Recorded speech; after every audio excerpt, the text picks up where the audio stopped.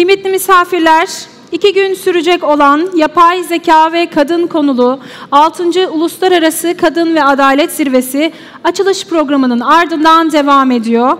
Şimdi Yapay Zeka çağında kadın, meydan okumalar ve gelişen fırsatlar üst başlığıyla Liderler Oturumuna geçiyoruz. Moderasyonu yapmak üzere Türkiye Cumhuriyeti Aile ve Sosyal Hizmetler Bakanımız Sayın Mahinur Özdemir Göktaş'ın sahneye teşriflerini arz ederim.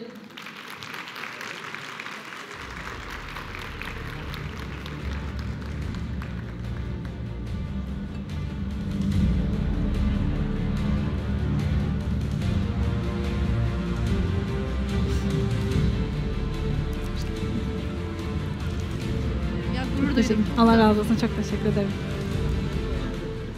Şimdi de dünyanın dört bir yanından davetimizi kabul ederek gelen Gürcistan Bakanımız Mihail Sarcveladze, Kuzey Makedonya Bakanımız Fatmir Limani, Mısır Bakanımız Maya Morsi, Senegal Bakanımız Maimona J, Sırbistan Bakanımız Tatyana Majura'yı sahneye davet ediyorum.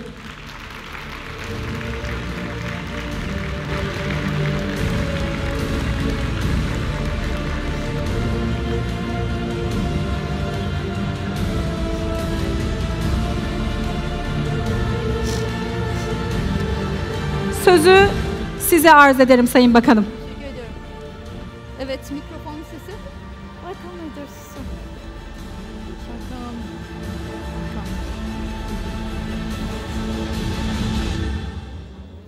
So, yeah, welcome to our minister. But I will moderate in Turkish as a Turkish minister. So, welcome to our event. Çok teşekkür ediyorum. Hepiniz hoş geldiniz. Saygıdeğer bakanlar, değerli katılımcılar. Please, you can put your headphone. You have headphone for translate.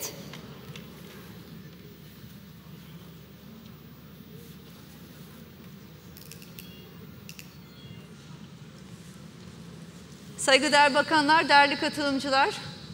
Kadın ve Adalet Zirvesi Liderler Oturumuna hepiniz hoş geldiniz.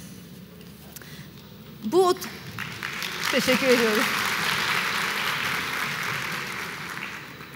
Bu oturumun teması ise yapay zeka çağında kadın, meydan okumalar ve gelişen fırsatlar.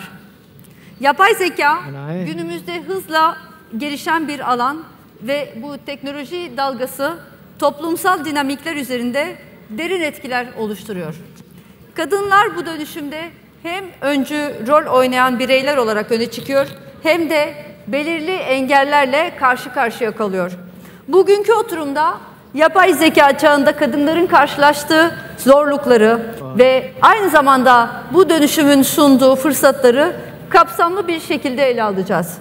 Ayrıca politika yapıcı olarak bizlerin bu süreci nasıl destekleyebileceğimizi ve atılması gereken adımları değerlendireceğiz. Birazdan kıymetli bakanlarımıza sözü bırakacağım. Kıymetli misafirlerimiz gerçekten çok uzaktan geliyorlar. Yoğun programlarında bizleri kırmayıp zirvemize gelmek istediler. Konunun önemine binaen kendilerinin de bu sürecin bir parçası oldukları için ben her birine tekrardan teşekkür ediyorum.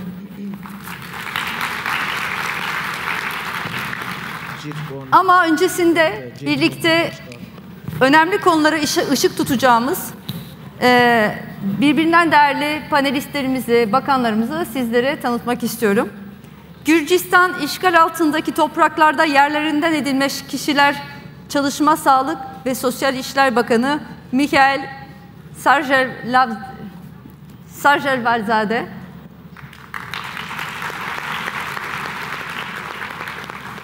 Sorry for the pronunciation, my dear brother. Kuzey Makedonya Sosyal Politika, Demografi ve Gençlik Bakanı Sayın Fatmir Limani. Mısır Sosyal Dayanışma Bakanı Sayın Maya Morsi. Senegal Aile ve Dayanışma Bakanı Sayın Maimona J.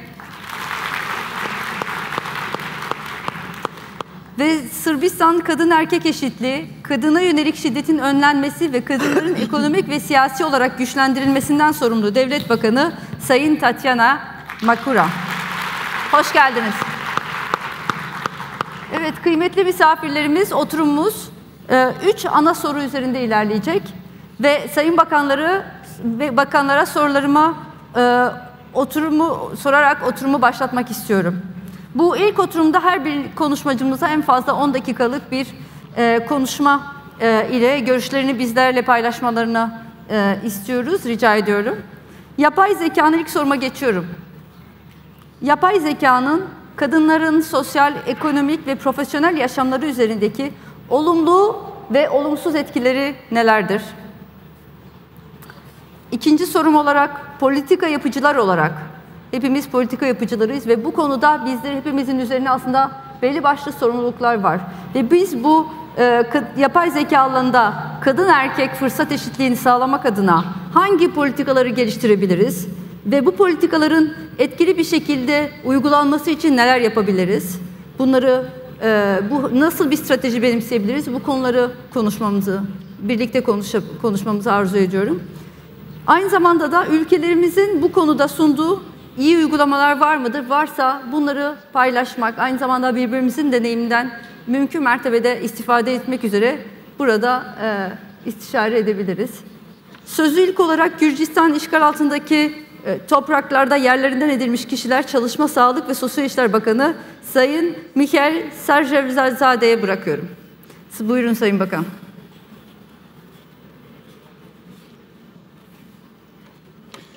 Dear Minister, thank you very much for these kind words.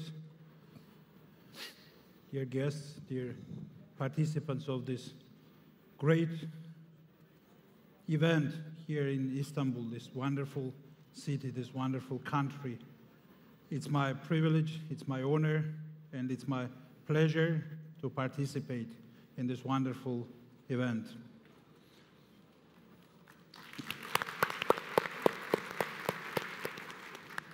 So, exploring and understanding the role of artificial intelligence of gender equality is very important to minimizing negative and maximizing positive impact of fast technological development of women's social, economic, and professional lives.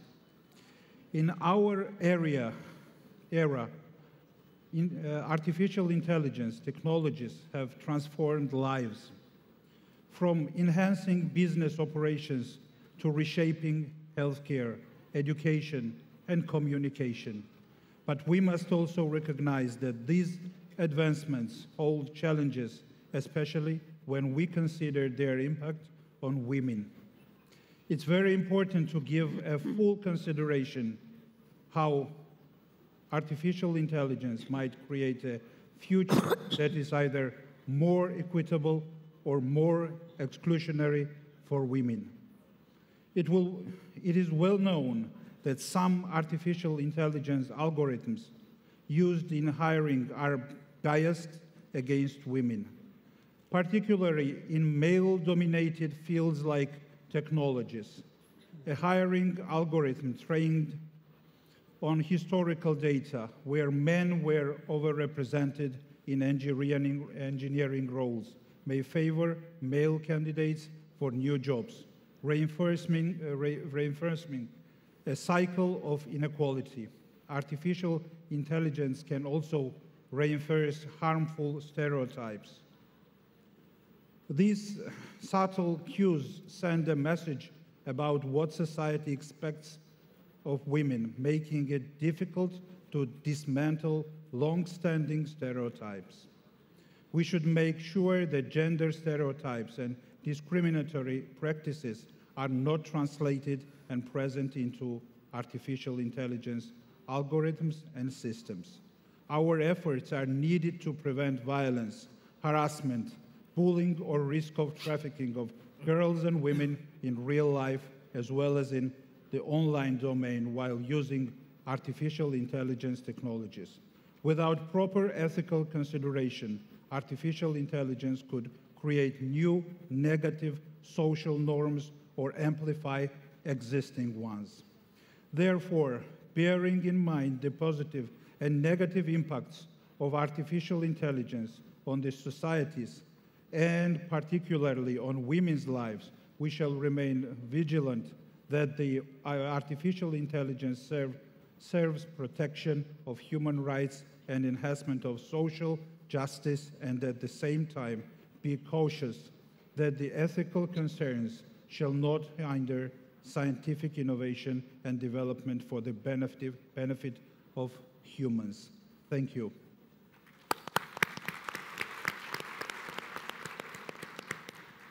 Thank you, Minister. I will give the word to our Minister of North Macedonia. Kuzey Makedonya Bakanımıza şimdi Sosyal Politika, Demografi ve Gençlik Bakanı Sayın Fatmir Limani'ye sözü vermek istiyorum. Sayın Limani, Kuzey Makedonya'da bu konularda neler yapıyorsunuz? Bu konularda politika geliştiriyor musunuz? Bizimle beraber bu alanlarda yaptığınız çalışmaları ve az önceki sorduğum sorularla ilgili bir konuşma yapabilir misiniz? Görüşlerinizi memnuniyetle almak isteriz. Thank you. Selam për të gjithë pjesëmarrësit. Kulaklığı alabilirsek kıymetli arkadaşlar. Derë dhe respekt veçantë për Ministren e Familjes dhe Çështjeve Sociale Zonja Özdemir Göktash, të dashur pjesëmarrës, organizator dhe shumë të respektuar dhe shumë e respektuar Saliha Okur, përfaqësuese e shoqatës së grave dhe demokracisë në këtë vend. Më lejoni fillimisht ju përshëndes në emër të Qeverisë Republikës Maqedonisë së Veriut dhe në emrin tim t'u falenderoj për mundësinë që po më jepni të paraqitem në këtë panel diskutimi për të diskutuar rreth çështjes më senzitive dhe më kryesore të shoqërisë tonë. Mbi të gjitha, me këtë rast duhet të kujtoj se qasja në drejtësi është një e drejtë e njeriut dhe pjesë integrale e promovimit të shtetit ligjor dhe funksionimit të demokracisë në vend. Kjo nënkupton të drejtat për një mjet juridik efektiv, për një gjykim të drejtë, për qasje të barabartë në gjykata dhe për ndihmë juridike falës. Ndaj ne duhet të bëjmë më shumë përpjekje për të hequr pengesat për gratë dhe vajzat për akses të barabartë në drejtësi, si barierat kulturore, frika dhe mosbesimi ndaj sistemit gjyqësor ose qëndrime diskriminuese dhe sjelljet seksiste në sistemin e drejtësisë. Jemi në pozita vendosëse të cilat si shtet ndërtues dhe shtet formues në obligojnë që me tepër të bëjmë se sa të premtojmë dhe të shprehim në këto panele. Me këtë rast përshëndes dhe falenderoj të gjithë pjesëmarrësit e summitit kushtuar grave dhe drejtësisë. Çok teşekkür ediyorum Sayın Bakan katkılarınız için. Şimdi de sözü Mısır Sosyal Dayanışma Bakanı Sayın Maya Morsi'ye veriyorum. Maya, you have the word. Thank you very much, Excellency Minister Mahinur. Thank you for the invitation and really thank CADEM President and the organization for organizing such an important conference and summit. We stand at a pivotal moment in history where the rise of technology is reshaping our world and at an unprecedented pace. From the internet to artificial intelligence, these advancements offer immense potential for progress, making our lives easier, more connected, and more convenient. Studies have shown that 16 to 58% of women have experienced technology-facilitated violence. 38% of women had had personal experiences of online violence. And 85% of women who spend time online have witnessed digital violence against another woman, and they're watching. It is also proved that women in political, public life, and decision-making systems are negatively impacted, and that social media and AI is currently the primary channel through which psychological violence is perpetrated against women in politics. So the rapid technological advancement has a dark side.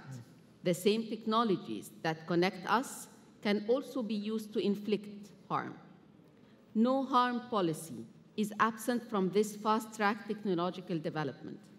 The internet, with its lack of physical boundaries and anonymity, has become a breeding ground for cybercrime, including a disturbing rise in technology-facilitated online violence against women and girls. This violence takes many forms, from online harassment and stalking to non-consensual sharing of intimate images and the use of AI to create deepfakes. It's a pervasive issue impacting millions of women and girls worldwide and threatening to undermine their full participation in the digital age. This form of violence often mirrors and amplifies existing inequalities. It's used to silence women and damage their reputation with devastating consequences for their personal and professional lives. Honorable attendees, this rise in online violence is not neutral. The existing digital divide, where men dominate tech fields and have greater access to technology, worsens the risks for women and girls. It's crucial to remember that online violence doesn't exist in vacuum. It's intertwined with the offline inequalities and discrimination. And its impact can be devastating, leading to social isolation, economic hardship, and severe emotional distress. Harmful social norms and stereotypes are further amplified online. Deepfake technology, for instance, is disproportionately weaponized against women and girls, and AI algorithms can be used to spread harmful misinformation and discriminatory content. Excellencies, to effectively combat this violence, we must recognize that it impacts different segments of women and girls in a unique way. Young girls, for instance, are targeted and face heightened risks of online grooming and sexual solicitation. Women in leadership, as I mentioned, are often subjected to coordinating attacks aimed at silencing their voices and discouraging their participation in public life. Women and girls with disabilities and those in abusive relationships are also particularly vulnerable to online abuse and exploitation. Attendees, online harassment and cyber stalking can destroy reputation, lead to job loss, and cause irreplaceable harm to personal relationships and affect women's well-being. The fear of online violence can force women and girls offline, isolating them from vital social and economic networks, and the psychological impact can be particularly severe. Studies had linked cyber victimization to increased rates of depression, anxiety, and even suicide, and the impact extends beyond individual victims. All of those challenges cause threat to fabric and future of our communities. It is the dark side, but with a bright side as well. While acknowledging threats, we must recognize the incredible opportunities. The digital age has empowered women with new tools for engagement and leadership. Social media platforms gave a safe space on the other side to amplify their voices. AI-powered tools can enhance decision-making, improve efficiency, and provide valuable insights for policymaking. Digital platforms foster collaboration and knowledge sharing among women leaders and across the globe. By harnessing the power of technology and mitigating its risks, we can create a digital landscape where women leaders thrive and their voices resonate. So what can we do?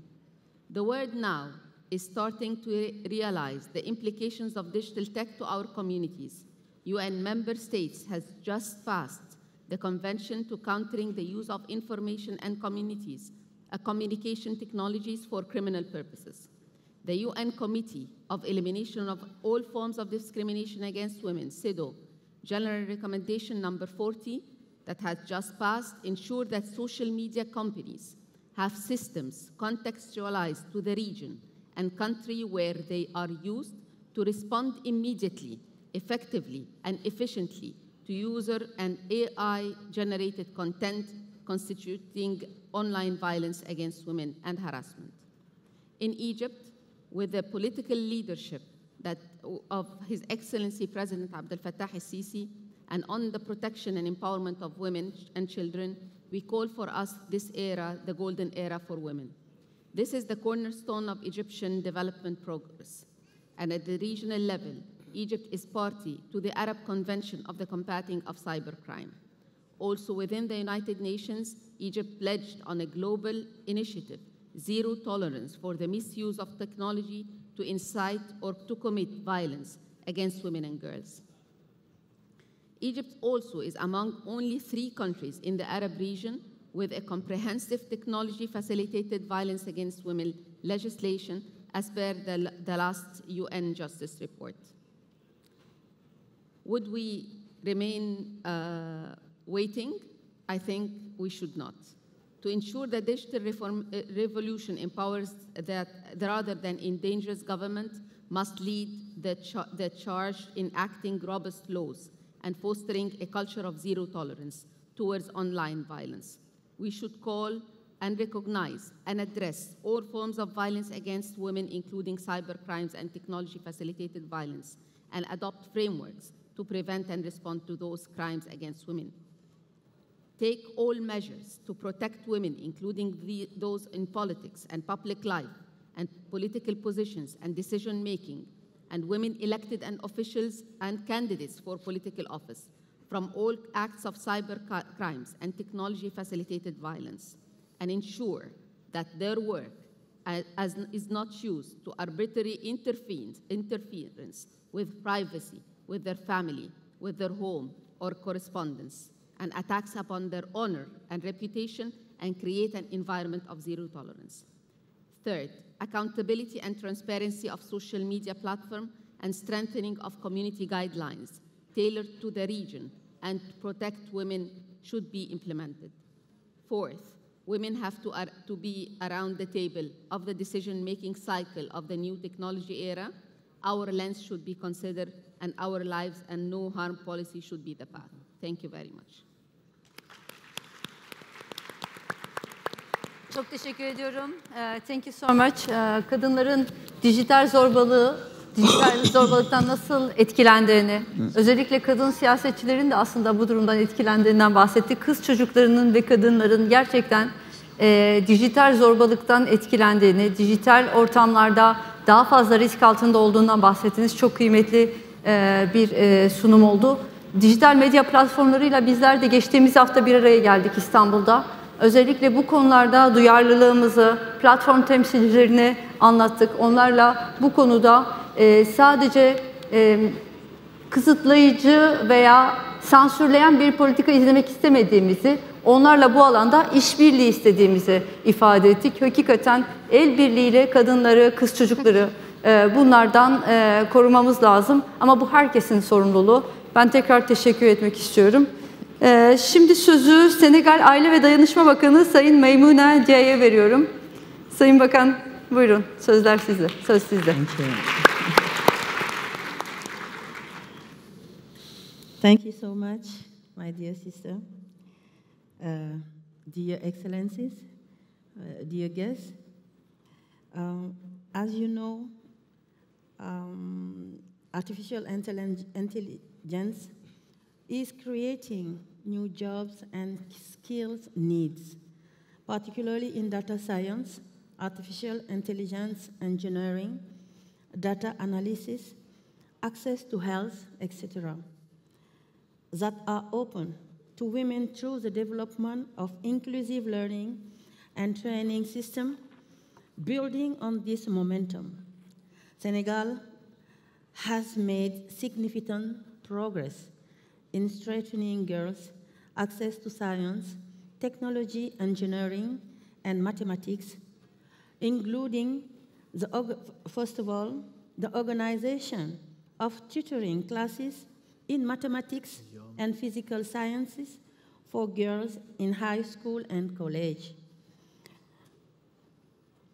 Point 2, the granting of scholarships to girls in scientific fields in the form of cash transfers, which benefited a total of 22,773 girls and the provision of schools, kits, and teaching material like textbooks of online sciences, mathematics, physical sciences.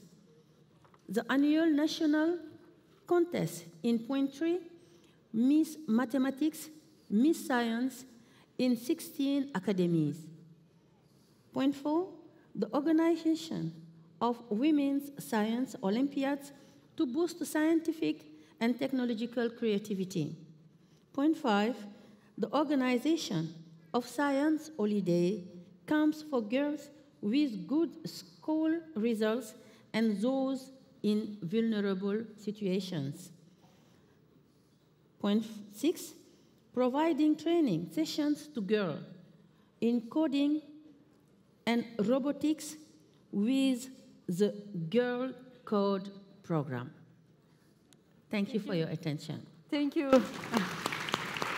Thank you, my sister.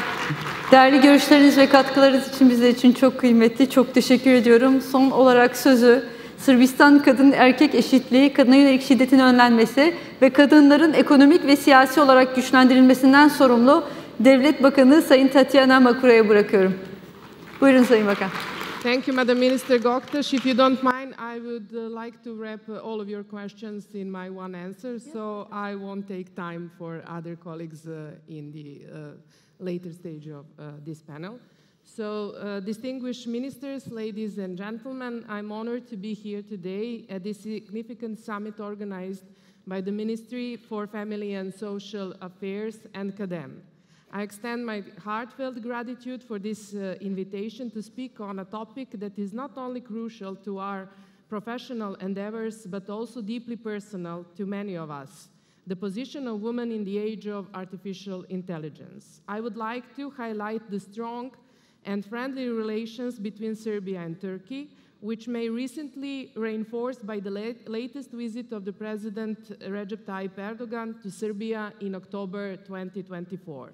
This visit underscored the mutual commitment to our nations to strengthen ties and collaborate on various fronts. By working together, we can leverage our shared strengths to promote the empowerment of women and ensure that advancements in artificial intelligence benefit all members of our society.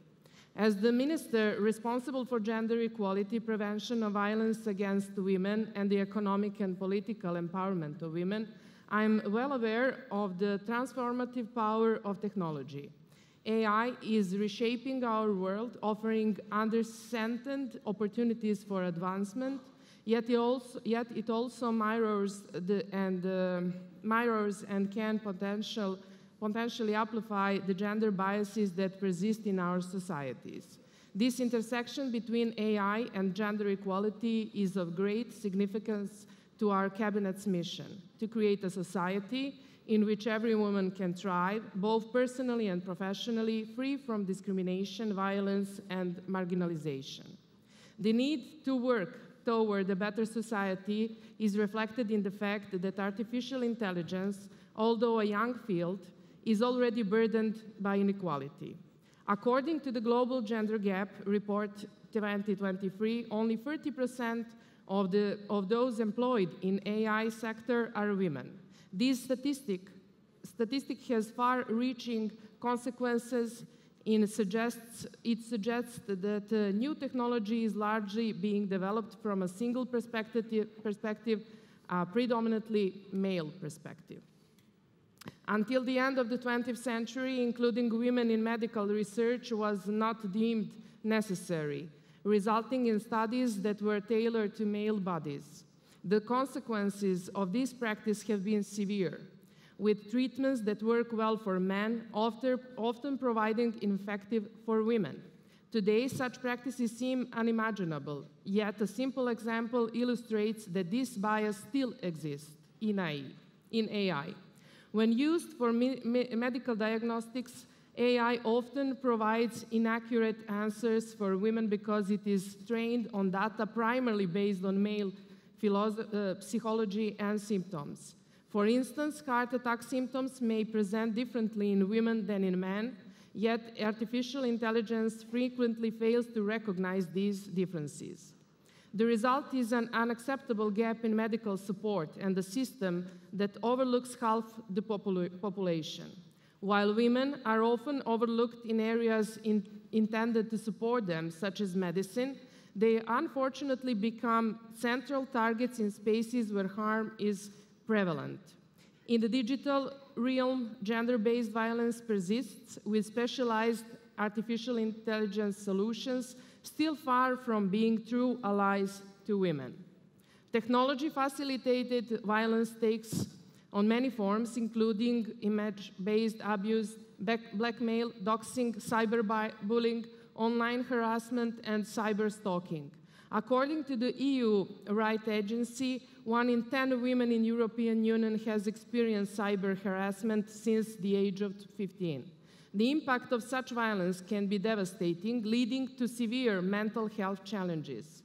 Recognizing this, Serbia has launched several initiatives to safeguard women, including the creation of a government board for the prevention of digital violence and the establishment of the national platform I Protect You, dedicated to preventing violence against children. Although initially aimed at peer violence, this platform is a step toward a holistic approach in combating digital violence, serving as a model for future efforts in protecting all vulnerable groups online. Challenges posed by the AI development may inspire apprehension toward the new and uncharted, but this is not the stance we take in Serbia. On the contrary, these challenges can only be overcome by expanding our knowledge of AI and its potential. While addressing gender inclusivity is critical, it is equally important to recognize the broader role AI plays in national development. Serbia does not meet AI development with folded arms or a naive embrace, but with an outreached hand ready for all forms of cooperation that will aid our country's controlled progress. I am pleased to share some of our nation's achievements in this area. The State Data Center in Kragujevac hosts an AI platform equipped with powerful resources. This infrastructure, guided by the Strategy for AI Development in Serbia 2020-2025, supports analytical tasks and advanced AI development. The AI for SME portal provides resources for applying AI in small and medium-sized enterprises, and Serbia, as a member of the Global Partnership for AI, collaborates with leading international institutions, including AI Singapore, to access the latest technological advancements. The Republic of Serbia is dedicated to becoming a major center for advancing artificial intelligence worldwide.